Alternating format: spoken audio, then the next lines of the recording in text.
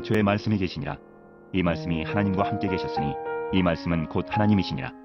그가 태초에 하나님과 함께 계셨고 만물이 그로 말미암아 지은 바 되었으니 지은 것이 하나도 그가 없이는 된 것이 없느니라. 그 안에 생명이 있었으니 이 생명은 사람들의 빛이라. 빛이 어둠에 빛이 돼 어둠이 깨닫지 못하더라. 하나님께로부터 보내심을 받은 사람이 있으니 그의 이름은 요한이라. 그가 증언하러 왔으니 곧 빛에 대하여 증언하고 모든 사람이 자기로 말미암아 믿게 하려 함이라. 그는 이 빛이 아니요 이 빛에 대하여 증언하러 온 자라. 참빛 곧 세상에 와서 각 사람에게 비추는 빛이 있었나니 그가 세상에 계셨으며 세상은 그로 말미암아 지은 바 되었으되 세상이 그를 알지 못하였고 자기 땅에 오매 자기 백성이 영접하지 아니하였으나 영접하는 자 곧 그 이름을 믿는 자들에게는 하나님의 자녀가 되는 권세를 주셨으니 이는 혈통으로나 육정으로나 사람의 뜻으로 나지 아니하고 오직 하나님께로부터 난 자들이니라. 저는 여러분과 함께 오늘부터 7시간에 걸쳐 복음이 우리에게 가져다 준 선물이 무엇인지 그것을 확인하고 그 선물을 누리는 그러한 기회를 가지려고 합니다. 복음의 능력이 얼마나 위대한지 그 복음의 능력을 체험하는 시간을 갖고자 합니다. 우리 신앙인들이 가지고 있는 가장 취약점은 이 복음의 위력을 모른다는 것입니다. 예수 믿고 구원 얻었다는 것이 얼마나 놀라운 사실인지, 예수 믿고 구원 얻은 사람들에게 하나님께서 얼마나 큰 선물을 주셨는지 그것들을 모르고 그것들을 누리지 못하고 인생을 살고 있다는 것입니다. 그래서 저는 그 7가지 하나님이 우리에게 주신 최고의 선물, 그것들을 여러분에게 소개하고 그리스도인으로서 어떻게 인생을 살아가야 하는지 새로운 삶의 방향을 제시해 드리려고 합니다. 하나님께서 복음을 통해서 우리에게 주신 7가지 선물이 있는데 그 첫 번째는 우리가 하나님의 자녀가 되었다는 것이고, 두 번째는 우리에게 죄사함의 선물을 주셨다는 것입니다. 세 번째는 우리로 하여금 해방, 자유함을 주셨다는 것이고, 네 번째는 우리에게 복음을 통해서 치유와 회복을 주셨다는 것입니다. 다섯 번째, 복음은 우리에게 칭의, 의롭다 하심을 얻는 선물을 주셨어요. 여섯 번째, 복음은 우리에게 기도하고 응답받는 선물을 주셨어요. 마지막 7번째, 복음은 우리에게 성령 세례를 선물로 주었어요. 이 7가지가 신앙의 전부입니다.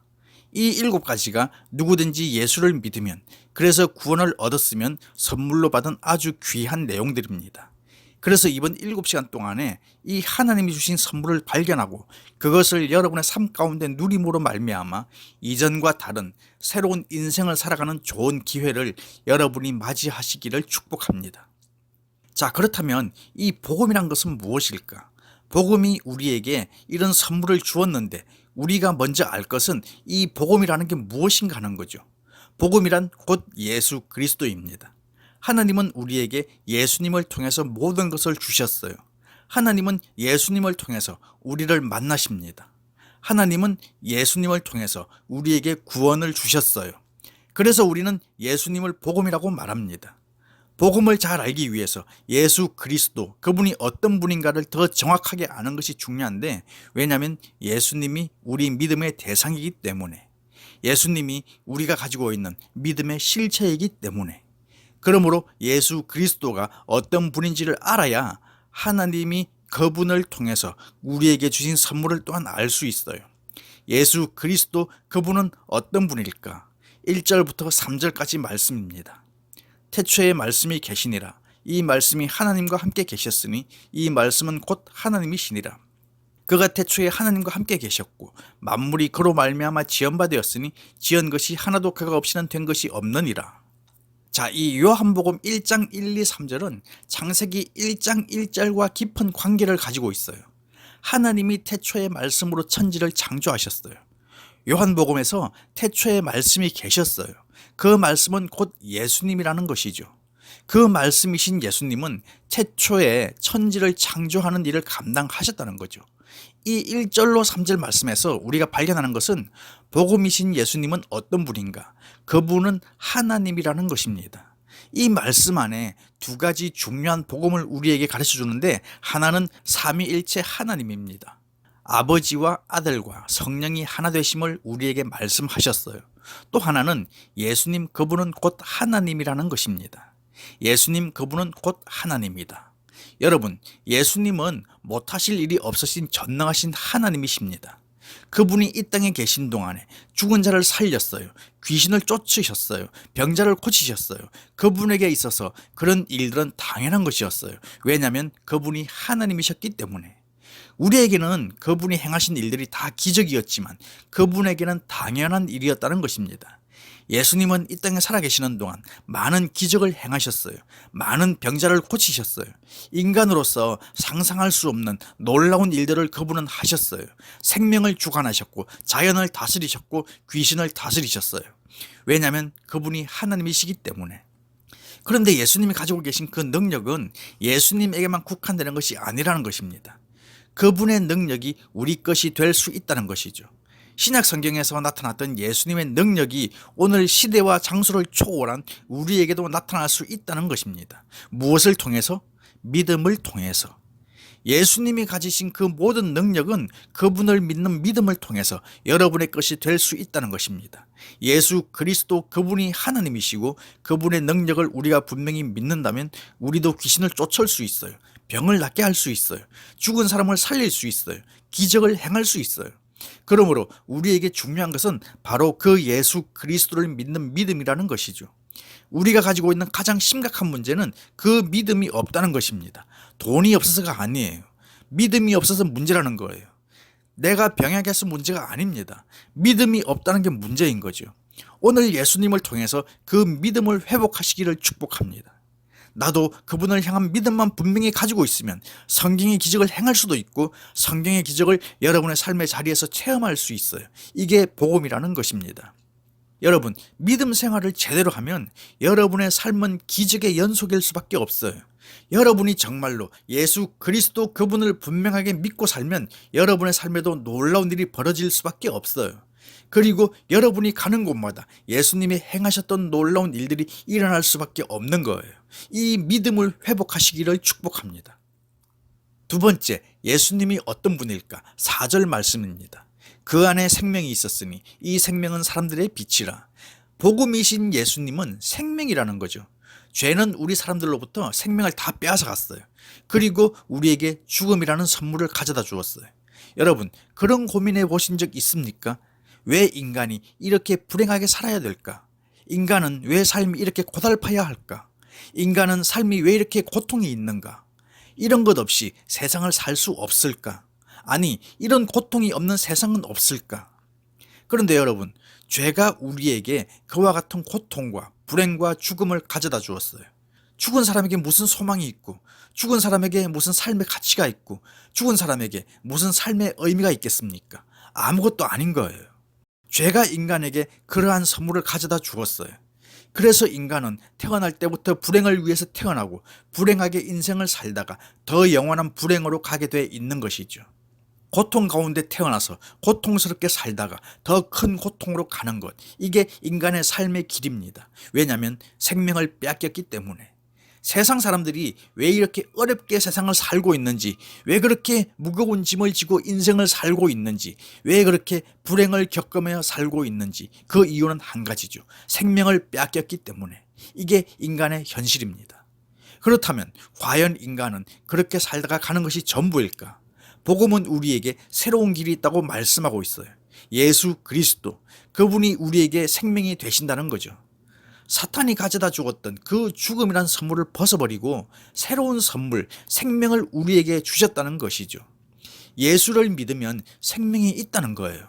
우리는 죽어서 사는 자들이 아니라 살아서 사는 자들이라는 것이죠. 우리는 죽음을 위하여 사는 자들이 아니라 부활을 위하여 사는 자들이라는 것입니다. 여러분 중에 삶의 의미도 없고 육신은 살았지만 영혼은 죽은 상태로 삶의 가치를 모르고 사는 분이 있다면 오늘 예수 그리스도를 만나기를 축복합니다.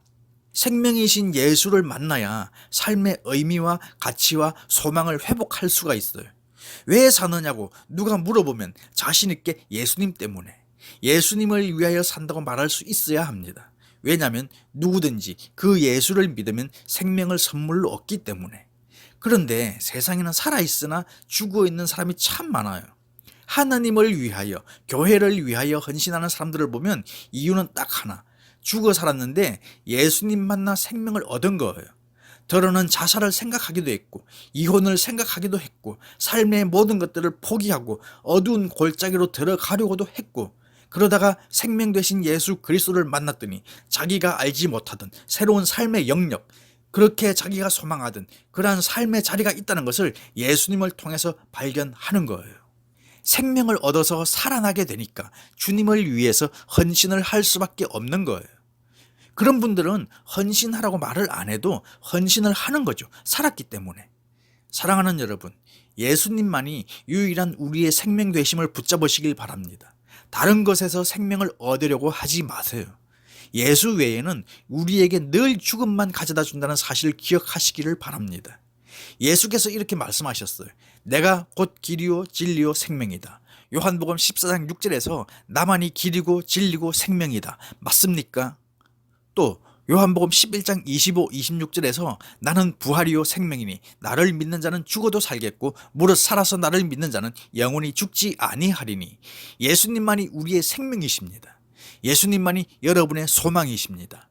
예수님만이 여러분 인생의 중심이 되시기를 축복합니다. 세 번째, 복음이신 예수님, 그분은 어떤 분인가? 5절 말씀, 빛이 어둠에 비치되 어둠이 깨닫지 못하더라. 이 4절 끝부분과 5절을 보면 예수 그리스도 그분은 빛이시다 이렇게 설명하고 있어요. 죄는 우리로부터 빛을 빼앗아 갔어요. 그리고 어두움을 선물로 주었어요.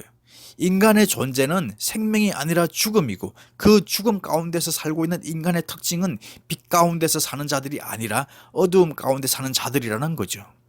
여러분, 이 어두움이라는 이미지가 뭡니까? 어두움 그러면 뭐가 생각나요? 두려움, 공포, 불안, 근심, 걱정, 염려, 이 어두움이 상징하는 것들, 이것이 다 누구로부터 왔느냐면 사탄으로부터 왔어요. 죄가 우리에게서 빛을 다 빼앗아가고 그 어두움을 가져다 주었어요. 그래서 인간들의 삶이 왜 이렇게 어두운가, 생각이 왜 이렇게 어두운가, 마음이 왜 이렇게 어두운가, 당연한 거예요. 빛을 빼앗겼기 때문에. 인간이 왜 불행한가, 당연한 거죠. 빛을 빼앗겼기 때문에. 그런데 예수 그리스도 그분께서 우리에게 빼앗겨진 빛을 회복시켜 주셨어요. 어두운 방에 불을 켜면 어둠이 순식간 사라지듯이 예수 그리스도 그분을 믿으면, 그분이 여러분 마음의 중심에 계시면, 그분이 여러분 삶의 중심에 계시면 여러분의 삶은 빛 가운데로, 여러분의 마음도 빛 가운데로, 여러분의 인생도 빛 가운데서 살 수 있다는 사실입니다. 그러므로 여러분, 어두운 곳에서 헤매지 마십시오. 삶의 그늘진 곳에서 방황하지 마십시오. 빛 대신 예수께 나오십시오. 그분 앞에 조건 없이 나오세요. 그냥 그분의 이름 앞에 나오면 여러분이 그 빛 가운데 서서 잃어버렸던 모든 그분의 선물들을 다 회복하고 그 선물들을 다시 누리며 이 땅을 살 수 있다는 것입니다. 우리 사회를 보면 어두운 그늘 속에서 살고 있는 존재들이 얼마나 많은지 몰라요. 우리 눈에 그것이 보여야 합니다. 아니, 먼저 그러한 상황 속에서 살고 있는 분이 지금 있다면 오늘 바로 예수 그리스도 앞에 나와야 합니다. 어두움의 일을 벗어버리고 어둠의 모습을 벗어버리고 빛 대신 예수 그리스도 그분 앞에 나와야 합니다. 사랑하는 여러분, 빛은 우리에게 평안을 회복시켜 줍니다. 인생의 소망을 회복시켜 줍니다. 빛은 우리에게 잃어버렸던 기쁨을 회복시켜 줍니다.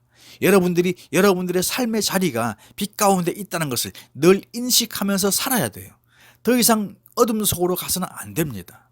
세상에서도 모든 죄악들은 어디서 벌어집니까? 어둠 속에서 벌어져요. 물론 가끔 어두움을 탈피해서 대낮에 범죄하는 강큰 사람들이 있기도 하지만 보편적으로 다 어두움 속에서 이루어지고 있어요. 그게 사탄의 영역이고 사탄의 특징이기 때문에. 그래서 사람들을 하나씩 그 어둠 속으로 끄집어 들고 가는 거예요. 그 어두운 일은 뭐냐? 생명을 파괴시키고 우리 안에 좋은 걸 다 제거하고 악하고 불행하고 고통스럽고 이런 것들로 우리를 채우는 거예요. 어두움에서 벗어나고 어두움의 일을 벗어버리고 빛 가운데 사는 것, 이것이 그리스도인의 삶의 모습입니다. 여러분 안에 예수님을 통하여 모든 어둠의 권세가 떠나가기를 축복합니다. 여러분의 가정에서도 어둠의 권세가 예수님을 통하여 다 떠나가기를 축복합니다. 여러분의 직장에서도, 여러분의 개인의 삶에서도 끝없이 억압하고자 하는 사탄의 그 어두움의 권세가 예수의 이름으로 완전히 물러가기를 축복합니다. 한번 따라합시다. 나는 빛 가운데 사는 사람이다.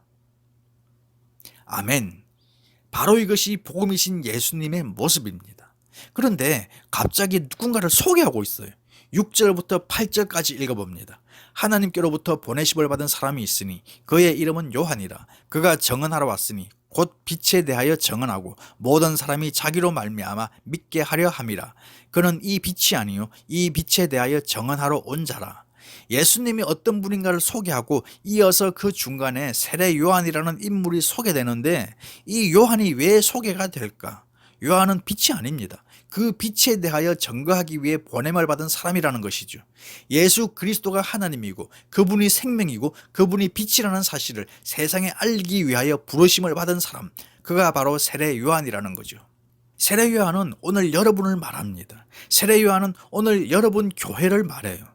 우리는 복음이신 예수 그리스도, 하나님이요 생명이요 빛이 되시는 예수 그리스도, 그 복음을 세상을 향하여 전해야 될 책임이 있어요. 이 땅에 특별히 여러분 계신 주변에도 예수 안 믿고 사는 사람들이 얼마나 많습니까? 여러분을 통해서 그들에게 빛 되신 예수 그리스도가 전해져야 합니다. 하나님이 왜 이 많은 교회들 중에 우리 교회를 세우셨을까? 세례 요한이 되게 하기 위해서. 앞으로 우리는 한국인만을 위하여 목회하는 교회가 아니라 다민족을 위하여 쓰임받는 교회, 그리고 저 북녘 땅을 위해서도 쓰임받는 교회, 더 큰 구원의 통로가 되는 비전을 가지고 가는 거예요. 왜냐하면 우리는 다 21세기의 세례 요한이기 때문에. 왜 복음을 설명하고 그 복음을 전하는 세례 요한을 등장시켰을까요? 이 복음은 계속 증거되어야 하기 때문에. 복음은 어둠 속에서 죽음 가운데 살고 있는 자들에게 계속해서 증거되어야 하기 때문에 세례 요한이 등장하는 것이죠. 저는 여러분들의 교회가 어둠에서 빛으로 나오는 자들로 가득 차기를 소망합니다. 죽음에서 생명으로 나오는 자들로 가득 차기를 소망합니다. 우리 모두가 세례 요한이 돼서 바로 그 역할을 감당하기를 축복합니다. 자, 그런데 이 세례 요한이 복음을 증거하는데 그 복음에 대하여 보이는 반응이 두 가지로 나타났어요. 그것은 오늘 이 시대도 마찬가지입니다. 우리가 복음을 들고 나갔을 때 우리가 전하는 복음을 가지고 보이는 반응은 항상 두 가지입니다. 사도행전에서 사도들이 복음을 전할 때에도 반응이 항상 두 가지로 나타났어요. 첫 번째, 9절부터 11절까지 읽어봅니다. 참빛 곧 세상에 와서 각 사람에게 비치는 빛이 있었나니 그가 세상에 계셨으며 세상은 그로 말미암아 지연받았으되 세상이 그를 알지 못하였고 자기 땅에 오매 자기 백성이 영접하지 아니하였으나. 이 말씀의 배경을 가만히 보면 유대인들이 예수님께 보인 태도를 말하고 있어요. 요한복음은 앞에서 기록된 세 복음서보다 더 후대에 기록이 되었어요. 유대인들이 빛 되신 예수님을 몰라보고 그 예수님을 영접하지 않고 그 예수님을 배척하고 못 박은 사실을 요한은 여기에 기록을 했어요.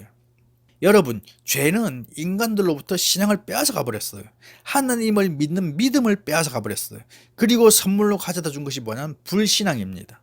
왜 복음을 들어도 예수님을 들어도 하나님을 들어도 그들이 믿기를 거부하는가? 불신앙 때문에. 죄가 가져다 준 선물을 그들 마음 중심에 가지고 있으니까 빛으로 와도 빛인 걸 모르고 생명으로 와도 생명을 모르고 예수 그리스도 그분이 와도 그분이 구원자라는 것을 모르고 복음을 포기하는 거예요. 그래서 스스로 죽음을 선택하고 어두움을 선택하는 것이죠. 세상에서 제일 불쌍한 사람들이 누구냐? 돈이 없는 사람, 집이 없는 사람, 죽을병 걸린 사람, 그게 아니에요. 가장 불쌍한 사람들, 예수를 예수로 모르고 사는 사람들이죠. 구원을 모르고 헤매고 사는 사람들입니다. 생명을 모르고 헤매고 사는 사람들, 어두움의 일을 모르고 어둠 속에서 헤매고 사는 사람들, 그 사람들이 가장 불쌍한 사람들입니다. 불신앙 가운데 신앙을 뺏기고 살고 있는 그 사람들. 그러나 감사하게도 세상은 그런 사람들로만 채워지지 않아요. 또 이렇게 이런 사람들로 채워져 있어요. 두 번째 반응의 사람들, 12절과 13절입니다. 영접하는 자, 곧 그 이름을 믿는 자들에게는 하나님의 자녀가 되는 권세를 주셨으니 이는 혈통으로나 육정으로나 사람의 뜻으로 나지 아니하고 오직 하나님께로부터 난 자들이니라. 그분을 영접한 사람들, 예수님을 생명으로 빛으로 영접한 사람들, 예수님을 자신의 구주로 영접한 사람들이 있다는 것입니다. 여기에서 우리가 중요한 사실을 발견하는데, 구원이란 교회를 다닌다고 얻어지는 것이 아닙니다. 구원이란 여러분이 때마다 예배하러 교회 간다고 얻어지는 것이 절대로 아닙니다. 여러분이 예수를 믿고 살면서 교회 신앙생활을 하면서 일생에 한 번은 반드시 거쳐야 될 것이 뭐냐? 구원을 위하여 예수님과 1대1의 인격적 만남을 갖는 거예요. 여러분, 지금까지 신앙생활하면서 예수님을 인격적으로 만나본 경험이 있습니까? 이 구원이라는 것은 한 부부가 만나서 결혼하는 것과 똑같은 거예요. 소개로 만났든 연애를 해서 만났든 우리가 결혼하기로 부부가 되기로 결정할 때 어떻게 합니까? 프로포즈를 하죠. 멋있게는 나와 함께 인생을 살지 않겠소? 나를 당신의 남편으로 맞아주지 않겠소? 때로는 저처럼 무뚝뚝하게 내 알 나도 이렇게 해서 서로가 인격적으로 일치점을 찾는 거죠. 그럴 때 부부가 되는 거예요. 물론 답답한 부부도 있어요. 살다 보면 남편 되겠지, 아내가 되겠지. 그래서 살아봤더니 이게 영 안 되는 거예요. 그래서 상담을 하는 부부들이 있어요. 여러분, 교회 그냥 다닌다고 구원이 얻어지는 게 아닙니다. 교회 봉사한다고 얻어지는 게 아닙니다. 예수님과 1대1의 인격적 만남을 가져야 구원을 얻습니다. 그렇지 않으면 8원밖에 못 얻어요. 구원은 절대로 못 얻습니다. 자, 오늘 굉장히 중요한 사실을 우리가 인정하고 가야 하는데, 여러분이 나는 죄인이라고 하는 것을 인정하고 예수님이 십자가에서 나를 위하여 나 때문에 죽으셨다는 사실도 인정하고 내 인생의 구주로 오십시오. 내 삶의 주인으로 오십시오. 주님과 함께 동행하며 일생을 살기를 원합니다.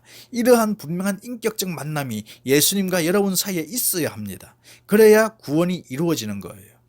영접하는 자, 곧 그 이름을 믿는 자, 영접하는 사람, 예수 그리스도를 자신의 메시아로 영접하는 사람, 그리고 그 예수 그리스도가 나를 죄에서 구원하셨고 내 죄를 위하여 십자가에서 죽으시고 부활하셨다는 사실을 믿는 사람, 마음으로 그 사실을 영접하고 입으로 그 사실을 시인하는 사람, 그래야만 구원이 이루어진다는 사실입니다. 여러분에게 질문합니다. 중요한 질문. 여러분, 예수님을 여러분의 구주로 영접하셨습니까? 아니, 지금까지 영접을 안 했다면 지금이라도 영접하십니까? 내가 죄인입니다. 예수님이 십자가에서 나를 위하여 죽으셨습니다. 예수님이 내 생명의 주인이십니다. 나를 죄에서 흑암에서 구원하여 주셨습니다. 용서해 주셨습니다. 이 사실을 믿으면 아멘 하십시오. 예수님이 내 삶의 주인으로 들어오십시오. 믿으시는 분 아멘 하십시오. 이렇게 해야 구원이 얻어지는 거예요. 진정한 그리스도인이란 예수님을 개인의 구주로 영접하는 것을 의미합니다. 자, 그러면 이것이 왜 중요하냐? 우리가 전에는 누구의 자식이었습니까? 마귀의 자식이었어요. 사탄이 우리의 아버지였어요. 근데 이 사탄이 얼마나 고약한 아버지인지 우리에게 좋은 건 아무것도 안 갖다 줘요. 온통 나쁜 것만 갖다 줘요. 폭력을 행합니다. 협박을 행합니다. 위협을 합니다. 자식이 편안하게 사는 꼴을 못 봐요. 사탄 아버지의 특징은 깨트리기, 평강을 깨트리고 기쁨을 깨트리고 관계를 깨트리고 가정을 깨트리고, 그래서 너무나 많은 사람들이 그 마귀의 자식으로 마귀에 이끌려 물속으로 들어갔다 불속으로 들어갔다 고통을 겪으며 살고 있어요. 마치 예수님 만났던 자기 아들이 귀신에 들려 이렇게 저렇게 고통을 겪는 것처럼. 여러분, 우리 주변을 돌아보세요. 마귀의 자녀로 그 고통을 겪으며 사는 사람들이 얼마나 많은지 몰라요. 여러분 중에 그런 사람들이 없기를 바랍니다. 그런데 예수님을 믿음으로 말미암아 예수님을 통해서 우리가 더 이상 마귀의 자녀가 아니라 하나님의 자녀가 되었어요. 영접하는 자, 곧 그 이름을 믿는 자들에게는 하나님의 자녀가 되는 권세를 주셨으니, 하나님의 자녀가 되게 하셨으니 아버지가 달라졌어요. 하나님이 여러분의 아버지가 되신 거예요. 여러분, 그 아버지가 어떤 분이십니까? 한마디로 표현하면 좋으신 아버지입니다. 정말로 좋은 아버지. 여러분, 인생을 살면서 자식들이 갖는 가장 큰 축복 중에 하나가 뭔지 아십니까? 좋은 아버지를 만나는 거예요. 누가 나에게 제일 존경하는 사람이 누구냐 물으면 우리 아버지.